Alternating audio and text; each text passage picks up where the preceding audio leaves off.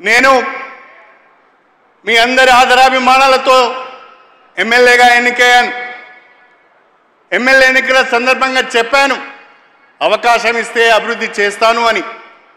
మీరు నమ్మి నాకు ఓటేశారు. ఆనాడు నేను ఎమ్మెల్యేగా గెలిచాను.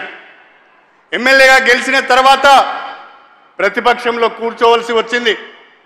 ప్రతిపక్షంలో ఉంటే స్టేషన్ గన్పూర్ నియోజకవర్గం ఆగమవుతుంది, అభివృద్ధి జరగదు, ప్రభుత్వ సహకారం లేకుండా ఏ పని చేయలేమోనని మదన పడుతున్న సమయంలో లోకసభ ఎన్నికల సందర్భంగా మన ప్రియతమ ముఖ్యమంత్రి శ్రీ రేవంత్ రెడ్డి గారు, అన్న మీలాంటి వాళ్ళు కాంగ్రెస్ పార్టీలో ఉంటే బాగుంటుంది, మీరు కాంగ్రెస్ పార్టీలోకి రండి, మీ అనుభవం అవసరమంటే వారితో నాకున్న స్నేహం, వారితో నాకున్న సాన్నిహిత్యం, వారిపైన నాకున్న నమ్మకంతో నేను కాంగ్రెస్ పార్టీలో చేరడం జరిగింది అని చెప్పి ఈ సందర్భంగా తెలియజేస్తున్నా. అయితే సంవత్సరం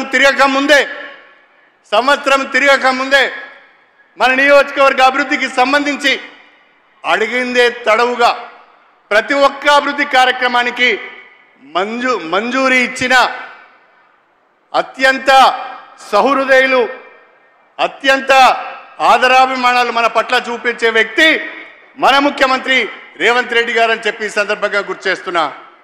800 కోట్ల రూపాయల నిధులతో కూడిన అభివృద్ధి పనులకు ఈరోజు మనం శంకుస్థాపన చేసుకున్నాం. దాదాపుగా అన్నిటికీ పరిపాలనా అనుమతులు వచ్చాయి, అన్నిటికీ టెండర్లు పిలిచారు, అన్నిటికీ అగ్రిమెంట్లు అయినాయి.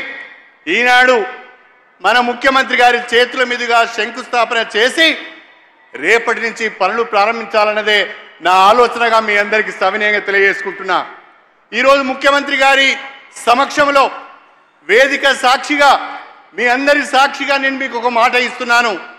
ముఖ్యమంత్రి గారిని, ప్రభుత్వాన్ని, అధికారులందరినీ కూడా అన్ని రకాలుగా సంప్రదించి విజ్ఞప్తి చేసి ఒప్పించి 18 మాసాల లోపు ఈరోజు శంకుస్థాపన చేసుకున్న అన్ని పనులకు కూడా పూర్తి చేసి ప్రారంభోత్సవం చేయించే బాధ్యత నాది అని చెప్పి నేను ఈ సందర్భంగా తెలియజేస్తున్నా.